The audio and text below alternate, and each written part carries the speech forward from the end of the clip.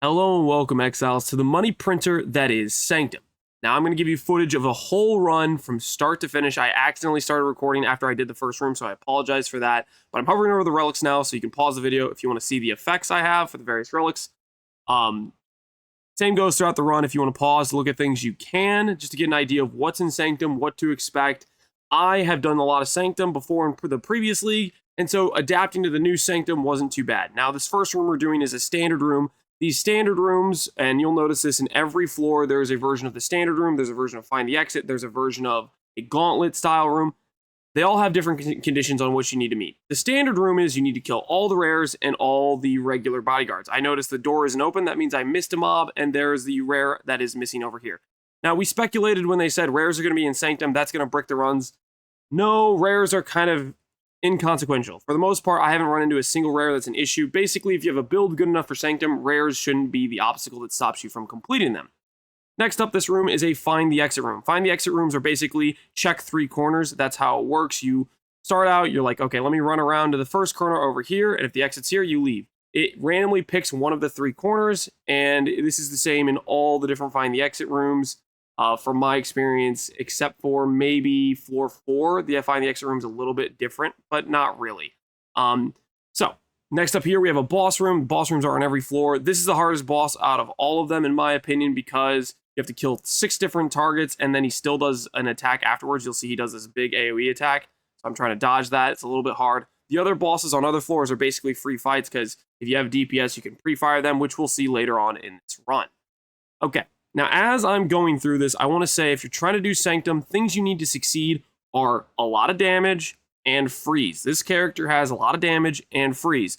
Freeze makes it so you can stun lock or lock out guards from hurting you. You'll see if I throw down these Hex Blast mines and I start freezing them, they're not going to hit me. And the way Resolve works is basically you're trying not to get hit, or you're trying to minimize hits as little as possible, so that way you don't lose Resolve. Resolve is not really dangerous for enemies one-hitting you, it's dangerous for you dying to multiple hits over time from different rooms to losing your Resolve. Now, up here, Ornate Dagger, one of the best boons. I'm going to go ahead and risk it for the Minor Affliction. Bit of a risk, because if you get Deceptive Mirror, you could lose basically all the potential currency in the run, because Deceptive Mirror will take you wherever you get the least currency. That's not actually how it works, but that's how it feels like it works. Or you can get some other afflictions which would make the run quite a lot harder.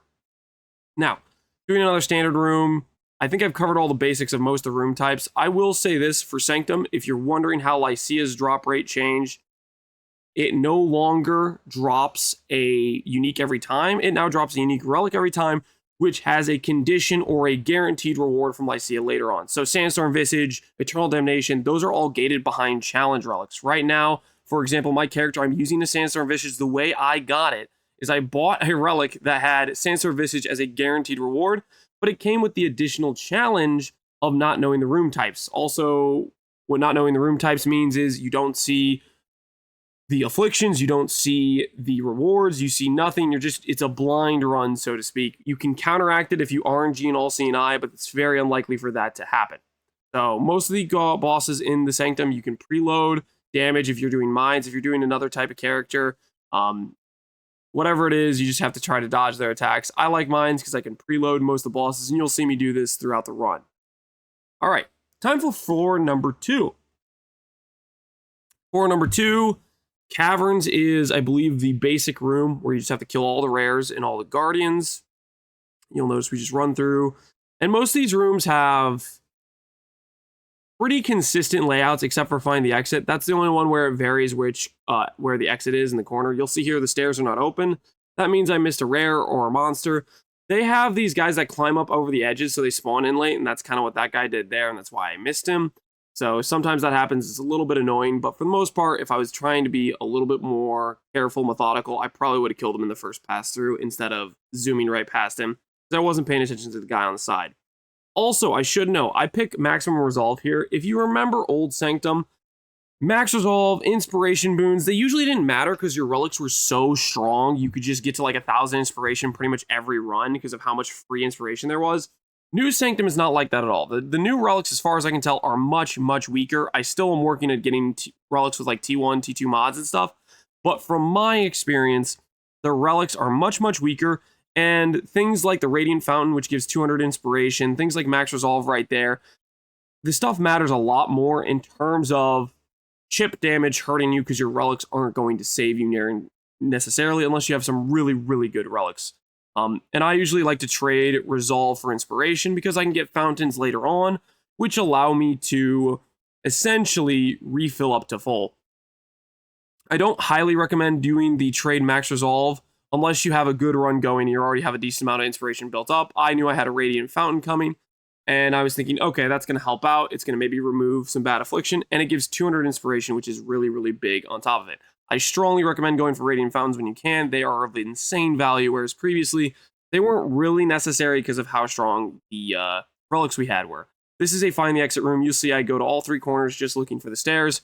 We get multiple of these rooms when we're going through this floor, and it's always kind of the same thing. We just want to keep ducking through and trying not to hit trying just to find the exit, basically. You'll notice throughout this run, I check my afflictions multiple times. Whenever I get a random affliction where I don't know what it is, I'm checking because there is one affliction which says lose 10 resolve on flask use, and that is a silent killer. You don't really notice it. You don't really see it happening. I think it goes straight through your resolve and straight through your inspiration, hits your resolve. Point is, if you get that affliction, you need to take off your flasks that are auto using right away because it will kill you. And so I'm very cautious whenever I get a random minor affliction where I don't know what it is. I'm checking for that specific affliction. Sextants, love to see them. Great value.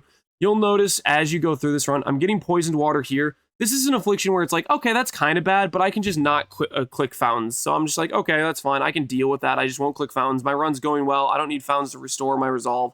Should be fine and dandy. Now, as I was saying before I got interrupted by the fountain thing, when it comes to... Actually forgot what I was saying. Needless to say. Anyways, this is a battleground room. You'll notice there's a lot of meteors. They added a distance at which you can actually be able to damage enemies, which is they have to be within 100 units. That's usually just if they're on screen. If they're off screen, you're not damaging them.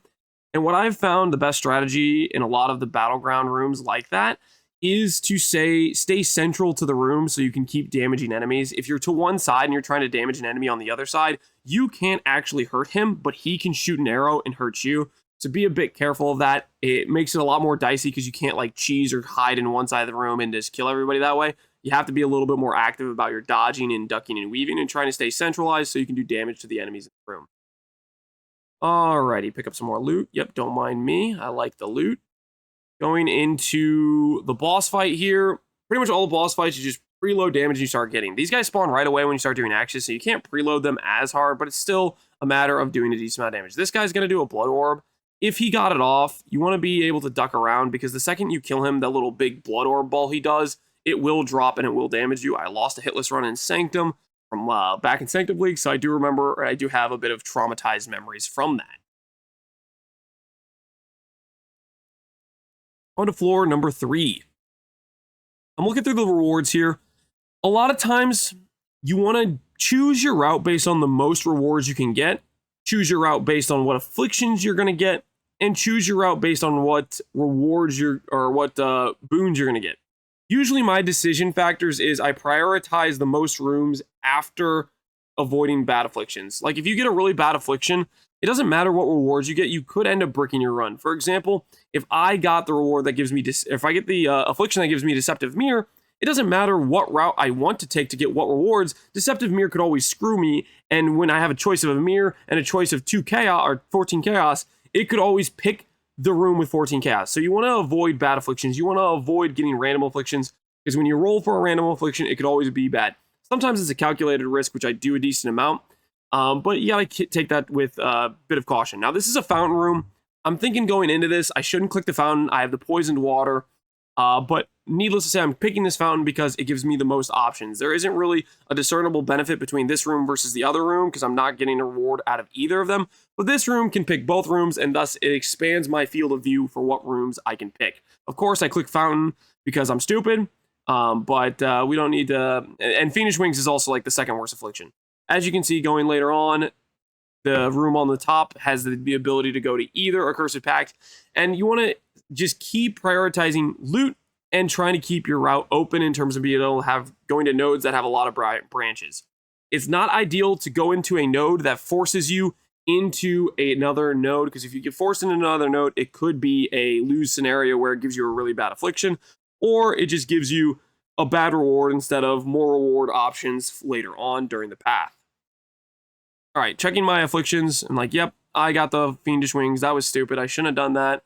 But luckily, I'm thinking, okay, maybe I do this Accursed Pact. It's a boss room. I can pre-fire the boss. You'll see you go to these stairs. You can pre-fire right here. He doesn't start attacking yet. And then you just dash in and activate all your mines, and he should die pretty quickly. Other thing about boss rooms is if you have relics that give max resolve on boss kills, they're great to pick up. I'm trading resolve. I get to remove the Fiendish Wings. That was really lucky. Fiendish Wings is probably the second worst affliction in my opinion, because it makes it so you can't freeze enemies, and it makes it so Lycia at the end activates her Maven's laser thing, which is hard to dodge, much quicker, and you have to DPS her faster, and you might not have the DPS for it. Unfortunately, I got the impact resolve from traps. This makes traps very dangerous, so whenever you're doing the Infernum Battleground runes, or you're doing basically a gauntlet style room, you have to be a lot more careful because rooms or traps hurt a lot. You'll notice later on in this run, I do a trap room, and you'll see the trap lasers do a lot of damage to my resolve because that affliction is very dangerous. It was unideal, but I'd rather have that than Fiendish Wings and having the enemies be unfreezable, so to speak. So right now here, I'm just going for a merchant, trying to see if I can pick up a decent boon, and then the rewards at the end of this room, or the end of this next room, just don't look too good, so it doesn't really matter which way I go, because I can go either, and they're not really going to change my rewards much. As for gauntlet style rooms, whenever there's the gauntlet lasers in the middle, they have these in floors 2 and 3. I usually just like to do a nice circular pattern, and the lasers are usually never an issue if you keep going the same way. They start being an issue if you try to double back. Boon, Scrying Crystal. This is one of my top picked boons because it allows you to see another room further, which is very important when trying to map out getting as much currency as possible. You'll notice at the start of this next floor, after we finish the boss, we'll have 3 options instead of 2 options deep, which gives you a better idea of what loot is out there. And seeing that farther ahead allows you to plan your route a little bit better for not getting yourself killed to something stupid. You'll see the door is closed here. I missed a rare. Got to run back and find the rare. Oh, there's the rare over here. Let's take him out and then run back to the door. Sometimes you miss rares. It's how it goes. Sometimes you miss guards. It happens sometimes, but usually it's not too much of a time loss. Now for this boss, I like to essentially bait out the first slash she does. She usually starts out with a slash. I always try to bait it out by walking around here like a rotation. She does the slash, and then I have some time to DPS, and then she'll do one more wind attack, but she didn't get it off, and usually when she does the wind attack where she dashes, you have another opportunity to DPS her. But if she doesn't get that off, you're fine. We have the boon dagger, so we're probably doing enough damage where she doesn't get that second attack off. And as you upgrade your character, you can start to just instantly phase her before she does anything. Now I see here there's a divine reward. I'm like, okay, that's a good reward. Let me check everything else. Not a bad affliction. Let's go for it. Battleground room, you want to stay centralized as much as you can to be able to damage the enemies. And you'll notice here, my resolve got hit by one of those traps. Those meteors are considered traps. And we took a big resolve damage hit from it because I didn't dodge in time. There's a delay in those meteors coming down, but also I didn't quite see it soon enough because the visual isn't super obvious, and Hex Blast kind of covers it up a lot of the time. I'm going to go for the resolve if I can complete this along with the wooden effigy to maybe get myself a bit more inspiration, because the other boons there do not really offer me much, and I'm not planning on buying any more stuff from her. I thought about buying Resolve, but I was like, no, I only have 200 coins, and I do have door tax.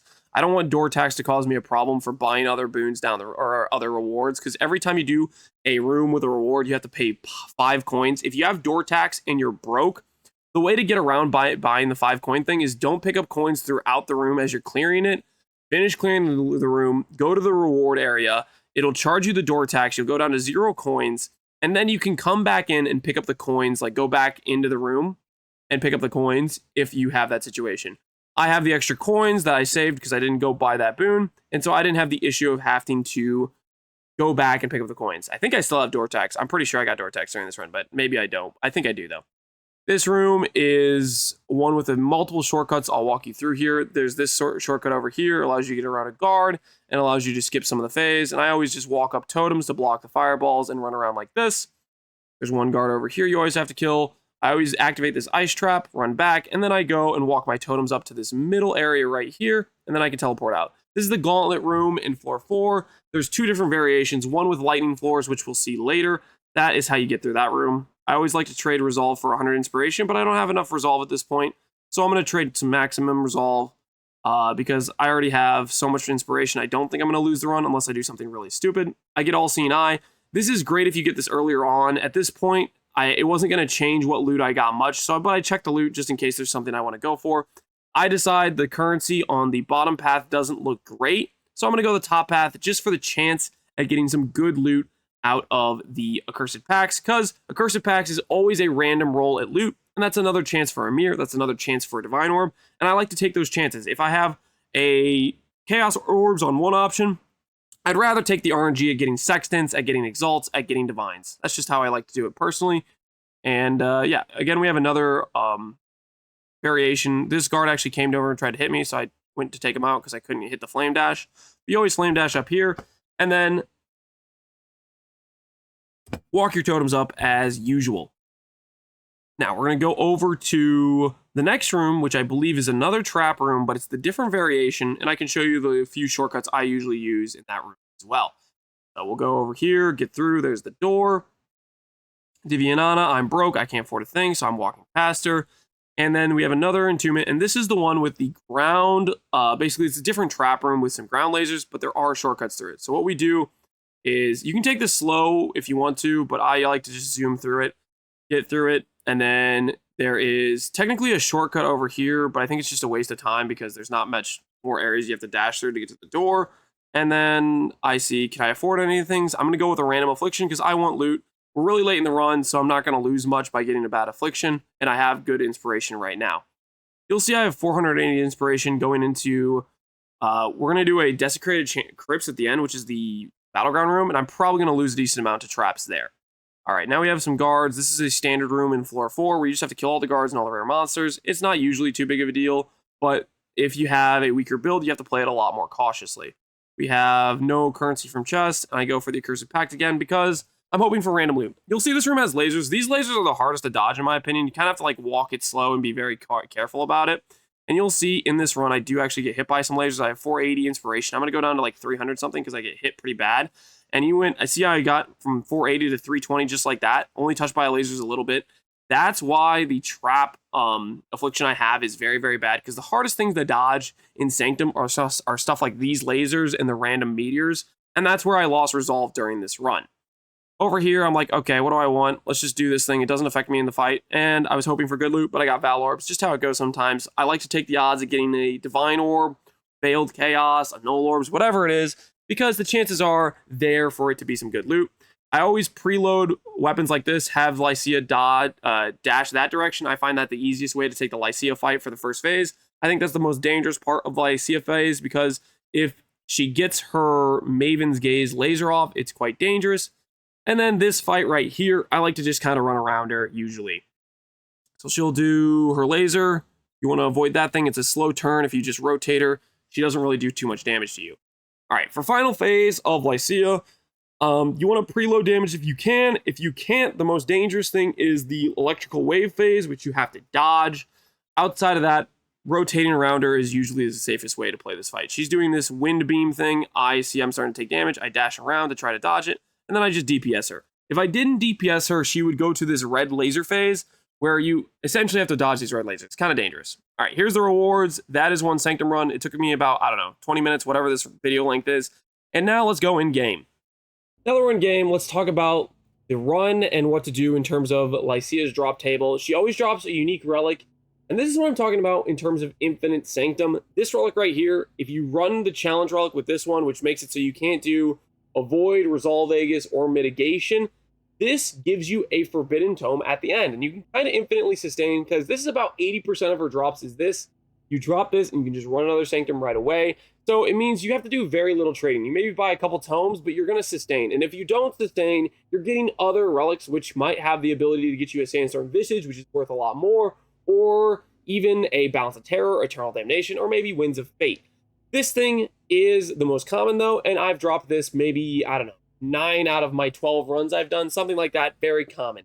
After that, this I've dropped twice now, so this is probably the second most common one. This one has varying rewards. The last time I dropped it, it gave me relics. This time it's giving tainted currency. Maybe I dropped some tainted fusings. Maybe I dropped some tainted chromes. Whatever it is, could be some value there. I'm going to test it out and see how it goes. After which, you can see we get a lot of currency from Sanctum. Very, very profitable. Now, outside of Sanctum, you're probably curious about the character I'm running. I'm going to leave a PUB in the description below. But essentially, it's a life-stacking Saboteur Hexblast Mind character where I travel all the way over here. I use a lot of life tattoos, and I have a good time. I'm going to make a video on it. It's my day 3 update of this character. It's going to be a little bit delayed because I wanted to make this video about Sanctum first for people who are interested in running Sanctum. But next up, I'll make the video basically going over the basics of this setup for the character. It was always my plan to do a cheap Pyro class character, farm some currency, and then swap into this because I knew, or I thought it would be a lot of fun, and I, of course, as a result, I'm playing it now, and it's a lot of fun. It's really good at Sanctum, and I'm enjoying it. Also, if you want to play a bit safer version that's a little bit more stress-free, you don't have to worry about dissolution, you don't have to pay as much attention, you can do the Trickster CI version I did from Sanctum League. Anyways, hopefully you guys enjoyed the video. As always, thanks for watching, and take care until next time. See you guys later. Peace out.